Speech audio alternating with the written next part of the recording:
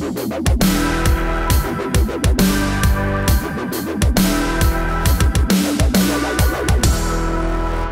it's always interesting when you go to the Drudge Report and see the rotating, flashing beacon of red and blue, meaning something important is happening, and I did that this morning as we tape this.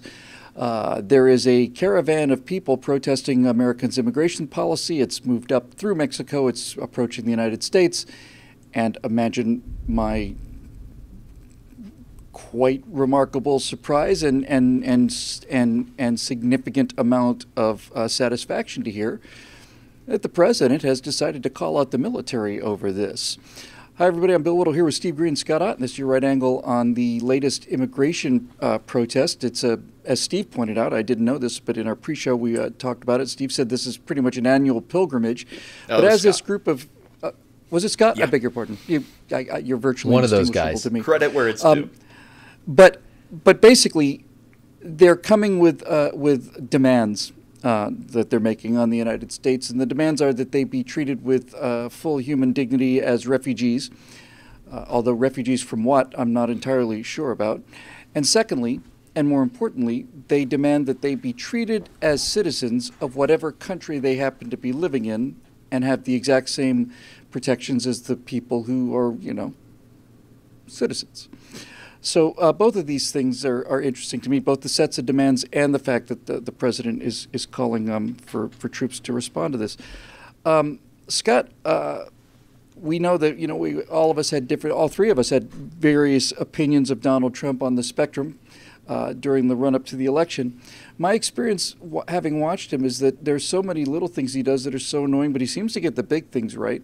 A tax cut we got right, and we got the Gorsuch right, and I think this is the right move. And I think I'm reminded of President Trump dropping the mother of all bombs on ISIS in day 2 or 3 or whatever it was of his administration, which is a way of saying, hey, it's not going to be the way it was before. What do you think about the idea of sending troops to the border to? Surely there's not going to be a response, and nobody's going to start shooting at each other. But it's a symbolic gesture. What do you think of it? Well, I'm not sure he's doing this just because of this symbolic march that they do annually. And these are people who are marching through Mexico, but my understanding is primarily they're from Honduras and Guatemala. And but I think for practical purposes, the president is looking at this and saying, what do I have control over?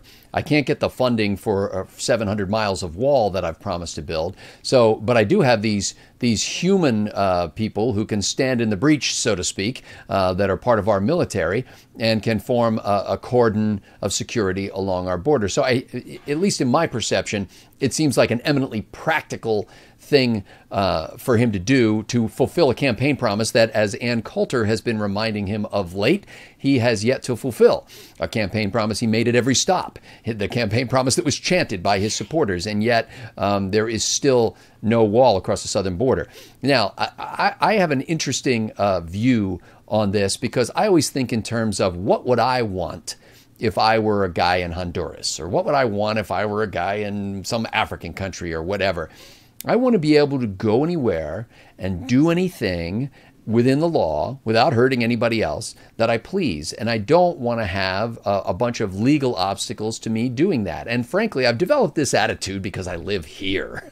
And I live in the United States where I can go anywhere and do anything that I want to do, largely unmolested by government, although in some ways they insinuate themselves into my life. So the question is, how can we have this kind of country or world where people can go anywhere and do anything they want? Well, you can't have it, as we've often noted, you can't have it if the people within a country who are called citizens receive emoluments as a result of that title. So if it's possible to draw on the public treasury on the basis of your citizenship in a country, then we can't give citizenship to everybody.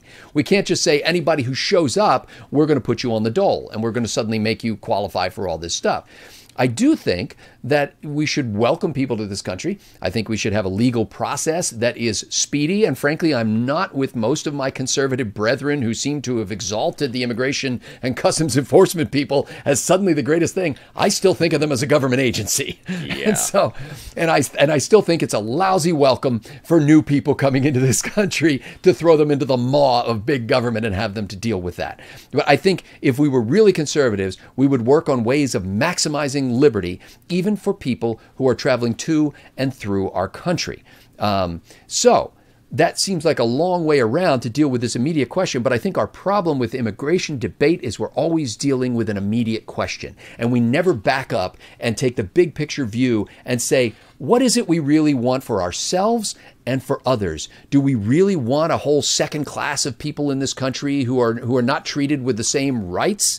No, I don't think we want that. Do we really want a bunch of people coming in entitled to grasp at the, from the Treasury, the stuff that we got here because we were born here? I don't think we want that either. Can we have a discussion about this that doesn't just go retreat to the fortress of your talking points and, attack President Trump, defend President Trump? I would like to just quickly add one thing, what you said about it being a government agency. I married an immigrant, and she got her provisional resident alien status, I want to say about a month ago. And I remember thinking, all right, I'm going to go into a government office where the DMV is, and I'm going to speak to a bureaucrat who's going to determine whether I live in America anymore or not, because if she's not allowed to stay, then I'm leaving. But what struck me about this was at the end of this interview, and I can't stress this enough, is a perfectly lovely gentleman, absolutely lovely professional in every way.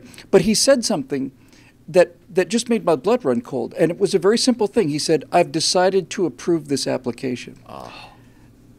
And I thought, your whole future was in that one guy's whim. Two people's future. And in fact, Yep. the family in Russia and everybody else, I've decided to approve this application. And I thought, yeah, that's exactly what happened. He decided to approve this application. Wow. And that's something a little creepy about that. It just meets the qualifications. Correct. Yeah. I've decided, it's not like that's exactly right? It's not like there's a series of standards that are written down as law and you have to achieve these things. The individual person has decided to approve this application. Wow. Okay, well, I'm glad he didn't have a bad night. So, Steve, one of the things I'm more happy about that I've ever said, and as I think it's actually relatively pithy, is when people complain on the left about us building a wall, I say, well, we have to have a wall because you wouldn't let us have a border. And this seems to be the case. We go from Barack Obama telling the Border Patrol to specifically telling them, no, you're going to sit in your chair, and even though these people may be walking by underneath your window and it's your job to detain them, you're not going to detain them. We're not going to allow you to detain them. That's what actually happened during the Obama administration. Now he's saying this is not only not a civil issue that we're not going to enforce, this is a national security issue. We're going to look at this as an invasion. It's kind of a mirror of the way we dealt with terrorism. Remember, the Democrats wanted to make this all a legal thing, a lawyer up, and we have to, get Why habeas do they corpus. hate us so, and all yeah, the and rest. we have to get arrest warrants for all these terrorists and all the rest of it. And some Bush said, no, they attacked our country. We're going to go blow them up. Yeah. So, what do you think about this latest move? Well, it's curious. You used a word there that doesn't get used often enough, because what is the proper word for a large group of organized foreigners heading towards your border making demands on your government? I would go with invasion on that. Invasion. It's exactly what that is. Now, look, I use that word maybe not with reservations, but it pains me to reach that point because I love immigration. Legal immigrants to this country are more likely to start their own business. They're more likely to have a degree.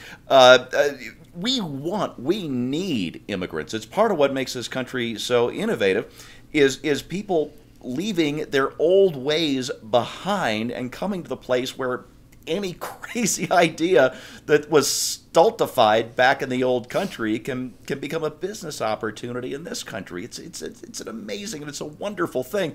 And anybody who wants to be an American can become an American. That is just a cultural fact that is not true in any other place in the world, or at least not to the degree that it's true here. But what we have here is an actual invasion. Foreigners heading towards our border, making demands upon us, and that can't be allowed to stand. It just cannot. You either have your own country or you open it up to everybody. And we have reached the point, after really 20 years almost now of really slack immigration or illegal immigration policy, where what other choice do we have but to send the military to the border? And that just breaks my heart, Bill. It really does. It's another example of something that's become very clear to me, especially since the last, I want to say, 2 months or so. And that's simply this. All of our guns as conservatives are pointing in the wrong direction. We continue to expect the threat to our liberties to come from one direction. We prepare for that. We're like Singapore. We know it's going to come from the sea, so we build these gigantic naval guns and we build these gigantic fortifications so that the Japanese Navy can't approach Singapore. And we're convinced that this is the case. So the Japanese Navy, behind Singapore's jungle, you can't get cars through a jungle.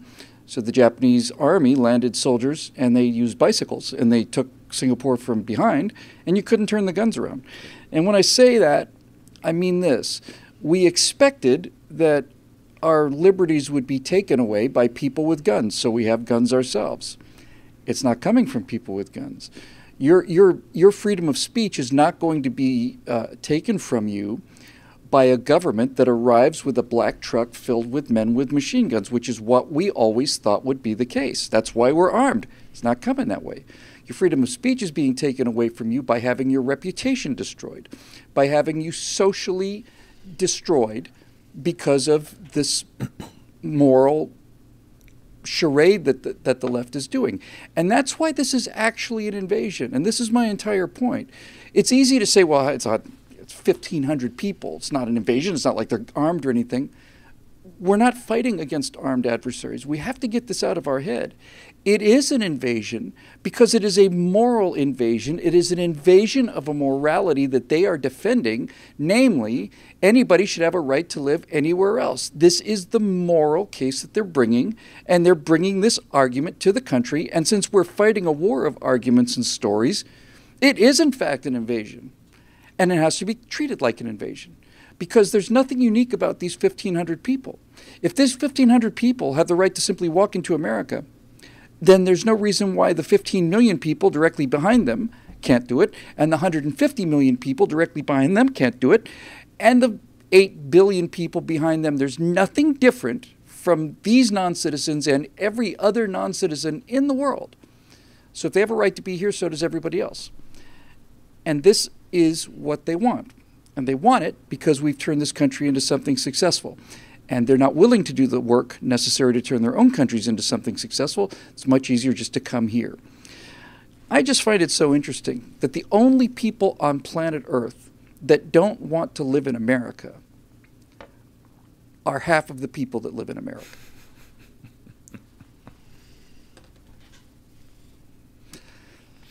So they say, although I've noticed that even though they talk about this country as the worst place in the world, I notice they somehow still manage to survive here, without returning to the authenticity of the Brazilian rainforest.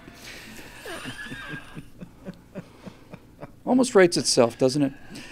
That'll do it for this edition of Right Angle, made possible by a very small number of very dedicated and loyal people who are the members at BillWhittle.com who keep these messages coming. We're enormously grateful for them, and we'd love to have you be part of the team. You can go to BillWhittle.com and become a member, and then you can be part of the family as well.